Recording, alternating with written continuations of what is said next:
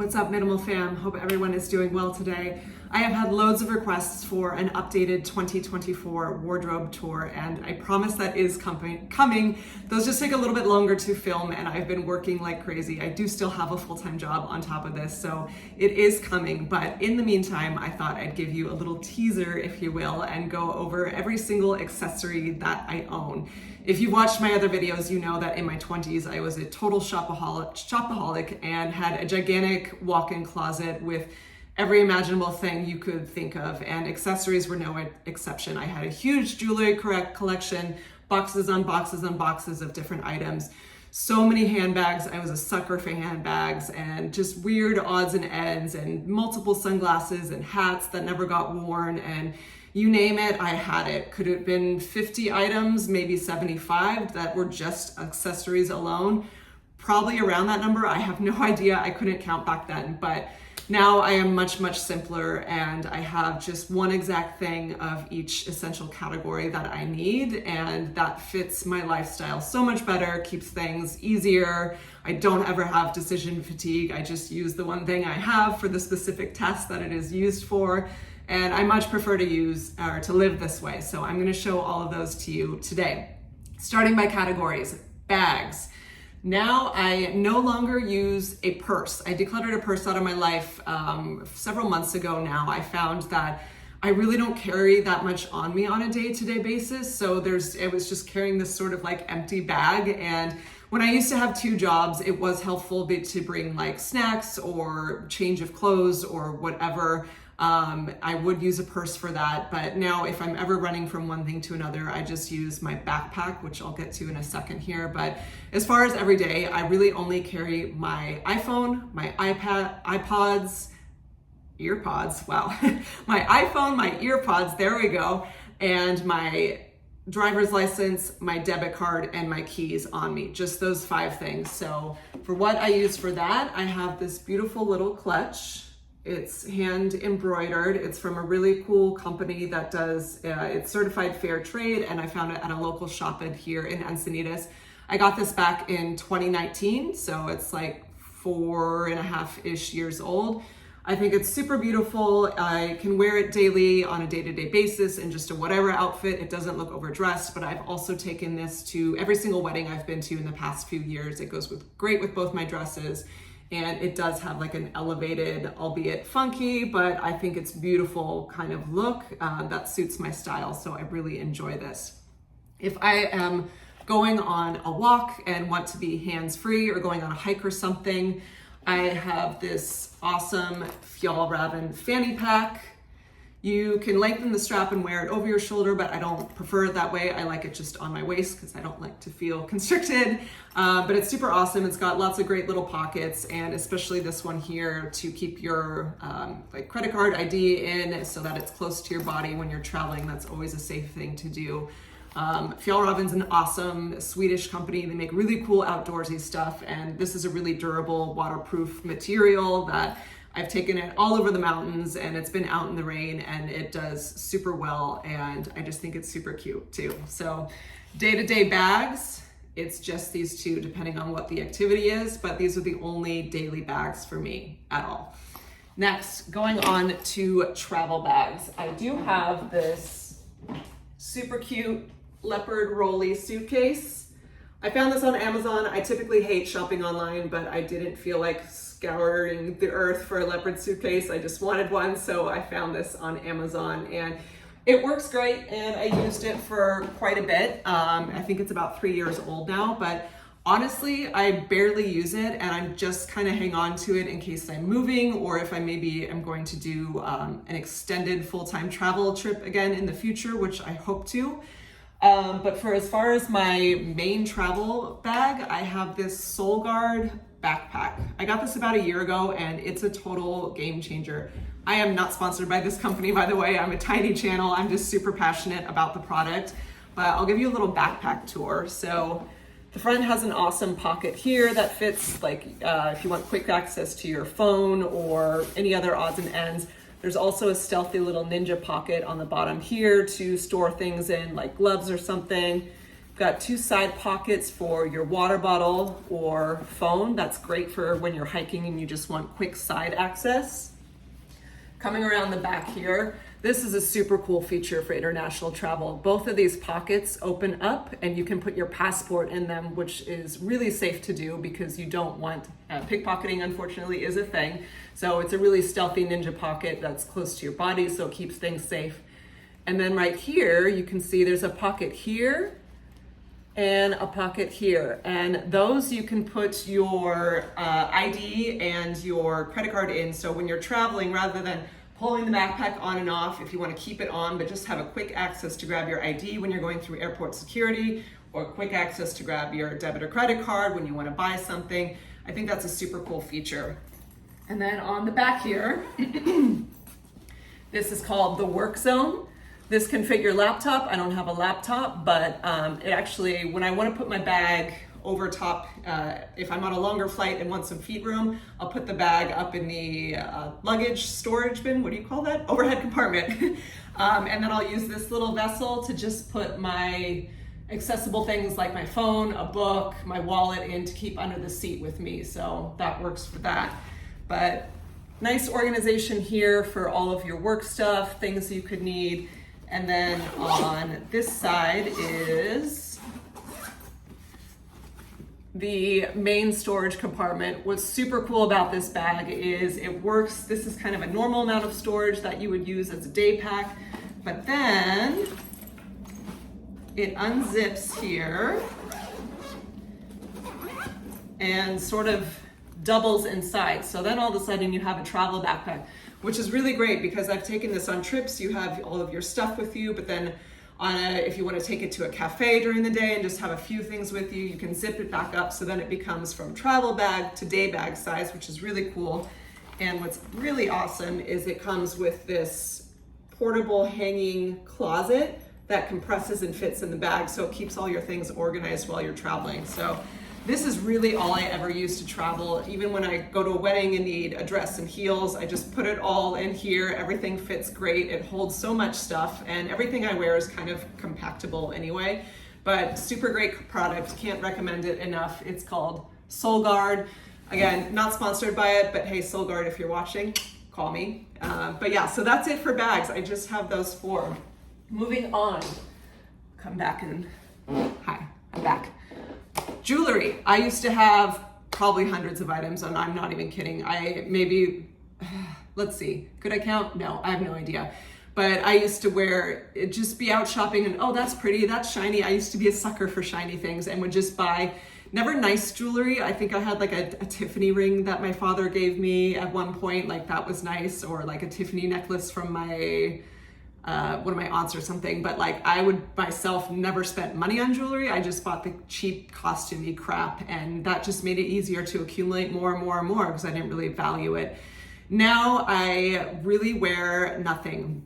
If you watched my home tour video, I had this really awesome Lord of the Rings necklace that I loved, but life being the little trickster she is, literally right after I filmed that video, I picked up the necklace to put it on and it dropped it and it broke. Well, that's what you get when you spend $8 on something from Etsy, but it's okay. We had a good run. So now my jewelry collection is literally just 3 items. I have these beautiful beads. These are kind of a recent addition. Let's see if you can see it there. I forget what the stone is called, but they are supposed to provide calming energy. And I'm a big woo-woo believer of stones and crystals and the magic of those materials that come from the earth. I put this on after a really crazy day at work, and I swear it's like an off button. It's a reset. It does definitely have magical powers in my book, but my lovely friend Maxine gave this to me. Hi Max, if you're watching, and I really love it. It's just kind of calm Zen vibes on that. Next, I have my snaky ring. This is my only ring. She's missing an eye, but that's okay. I found her at a thrift store. Her name is Serafina. She lives on this finger. And I definitely love a good like power ring. I don't like small and dainty jewelry. This is kind of a large, more ostentatious piece, but it's very like kind of witchy almost with the snake, and I love that. And this is the main thing I wear on a daily basis, but again, I'll wear it with this sort of casual outfit, but I wear this to a wedding. It's like my handpiece, it lives there, it's part of me. And it goes great with the only other piece of jewelry I have, which is this cool forearm band. I'll show you that there. This is from Thailand. My friend gave this set to me back in 2008. So this is an older piece, but I love it because it's from Thailand and I think it's absolutely beautiful. And it's definitely just like my quintessential vibe and style. Like this feels like, I can't commit to a tattoo because just the idea of something permanently on my body kind of freaks me out, even though I think they look cool, but this is the closest thing I can come to it. This is kind of my look. This is what's always on my body. It doesn't change. It goes with every single thing I could or would want to wear. So that's the vibe. So this is the jewelry collection, just these 3 pieces. And that's all I really want. Necklaces, I had that cool one, it broke. I really just bought it for nostalgia, but I honestly don't like things on my neck too much. And earrings I think look beautiful, but they've always hurt my ears. Even the good ones, they always kind of bugged me, so I just don't wear earrings. So that's the jewelry collection. Next, moving on to outerwear. This is the last category. I have a few wintry type things, and I live in San Diego, so don't need that much stuff. I get it for my friends that are watching that are in Norway or Sweden or Michigan or Canada. You would not get away with these few things. Like you need gear there. I grew up in Canada. I remember the days of snowsuits and multiple thermal underwear and socks and crazy hats and all of that. Like you just have to have that if you're gonna live. But I'm on the beach in San Diego. I have some nights here where it's like the 40s, but like that's not that cold. I'm a baby with the cold, but that's really not that cold. So the few things I have are a little neck warmer, fleece, by the way. I found this in a cute little town called Hood River in the Columbia River Gorge in Oregon when I was living there a couple months last year. And I was new to the neck warmer game, but having a neck warmer makes such a difference for me because especially if you want to have like a nice open coat, like to be stylish or whatever, but if you have a neck warmer on, it controls your body temperature so much more, at least it does for me. So just this simple little fleece neck warmer can raise my temperature and keep me warm outside a ton. So I really enjoy this little piece. And then I have just a simple headband, ear warmer for if I'm on a hike and it's kind of nippy and I want to keep my ears warm. And gloves. Do I need gloves in San Diego? Definitely not, but I do want to travel to some colder places more in the future, so I'm hanging on to these. These are great. I just got them at REI and they have the little sensor thing on your on the fingertips so that you can actually use your iPhone while you have them on, because you know, the important things in life, right? But they're great gloves, so I'm gonna hang on to them, and it's not like they're taking up a total crazy amount of stuff in room in my closet, so it's fine. By the way, sorry my voice is scratchy. I had a really crazy day at work yesterday and had to talk very loudly for a very long time, so sometimes that gives me, is that better? Yes, that's better. Sometimes I get a scratchy voice after those long days. Okay, moving on, last 2. I have this amazing hat. I love this thing. I found this at REI in like 2021, I think, or maybe it was 2020, like when things first started to open up. I used to wear baseball caps and never really liked the style of them. It was just like, well, that's what everyone else has. And then have like, or crazy, like large, impractical sun hats that look cool if you're lounging by a pool, but you take one step and then they blow off your head. This thing's amazing. It did come with a chin strap, but it was a little dorky, so I let that go. But it's really cool because it fits my head perfectly. It is slightly water resistant, so I've been in the rain in this and it's totally fine. The brim protects my ears and neck because, as I've mentioned, yes, I don't wear sunscreen and people got so upset about that, but I wear this instead. And if the sun's at a different angle to where it's lower and it's hitting my face, I'll tilt it like this to protect. So for me, it's a better option because everything is covered and protected and I can be outside for hours and know that my skin is not going to be in danger of anything. And I just love the style of it. I can wear this with a dress, but I'll wear it on a hike. It goes with everything I could or would want to wear. and it stays on my head really great. I've been hiking in it with like crazy winds, and it's blasting my face. I remember I was wearing this in Big Sur, which if anyone's ever been there, first of all, if you haven't, go. It's like God's country. So amazingly beautiful. But when you're up on those like 4,000 foot cliffs, the wind can get so crazy. And I was like standing in it like this, having a Titanic moment, and the hat stayed on my head miraculously. So this is a great piece. I got it at REI. And lastly, we've got these sunglasses. This is the look. These sunglasses, let me tell you, I'll take them off so I can talk to you again. Those sunglasses are old. I got those in 2013. So they are 11 years old now. And are they expensive, Chanel or Dior or some sort of quality brand? No, I got them at Tilly's, I don't know why I was in Tilly's. That's like a skater shop for like 13-year-olds, but I remember clearly I got them at Tilly's, and whatever brand they were, I have no idea. They don't say on them what brand they are, which I prefer. I don't like when things are advertised like, this is my brand, and logos are sometimes hard to avoid. Like I have Lululemon leggings and it has that little thing that everyone knows what it is, but sometimes you can't avoid it. But I would never buy something just because it says like Chanel, which like, I used to be into that stuff. I used to have, and I think people, it's sad. Like if you really truly love those products and think they're beautiful, like cool, okay, get them. But I do think people get suckered into spending crazy amounts of money on things that they're told, oh, it's quality because it's so expensive, but it's really just marketing. Like these are, as I said, they're from Tilly's. I think they're super cute. They're my vibe. They go with everything. It's the only pair of sunglasses I've had for years and years. They were $14 and they're 11 years old.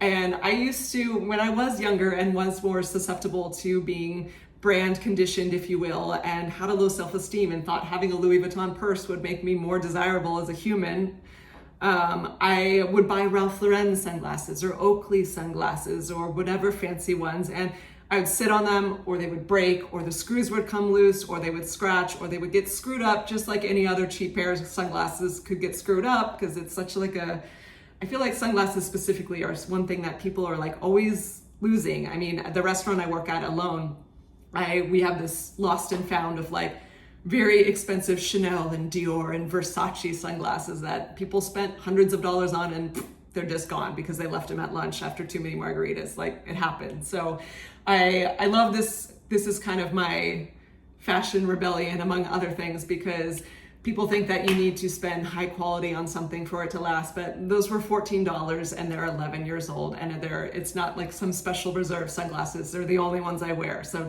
I keep them in a case. That definitely helps, or they live in like my little sunglass. Sorry about that. They live in a little sunglass holder in my car. So I do try to take care of them, but I think it just goes to show like you don't have to spend exorbitant amounts of money on something for it to last. It's the same thing with handbags too. I really have no interest in spending hundreds or thousands of dollars on some fancy Dior or Chanel or Louis Vuitton handbag. And if you want to do that and those things really make you happy, cool. But I'm not convinced they're really making people happy. One of the other great ironies of my life is I work at a mall, so I am a sober minimalist that works as a bartender at a mall. But hey, we all got to earn a living. But it's a very high-end mall, and there's Versace and Dior and Chanel and Louis Vuitton and Rolex, and it's in a wealthy area too. So I see so many guests come in with their bags on bags on bags of thousands of dollars they've spent on these items. And I see them get that like little rush of a high, like trying on, oh, look at my Dior, Versace sunglasses, or pulling out their new handbags. But then I see them, it's really not, I don't think, actually bringing them joy. And then I see them the next week with more bags of things that they're buying, because it's just this endless chase and pursuit of emptiness of things that really aren't that valuable or meaningful in life. And they're spending more and more and more, but I think they just want more and more and more too. And it's kind of an endless pursuit of unhappiness, and just something I really don't want a part in anymore. So I'm happy to have my few items that are not brand name, but they really spark joy in my life. Okay, that's the video for today. Those are all the accessories. So grand total, it is between jewelry and bags and outerwear. That is 12 items total, and that is all I need or want, and I'm happy with that. So let me know in the comments, how many accessories do you have? Do you want to start decluttering? Do you have a handbag weakness or an earring weakness or something else that's kind of your Achilles heel that maybe you want to look at?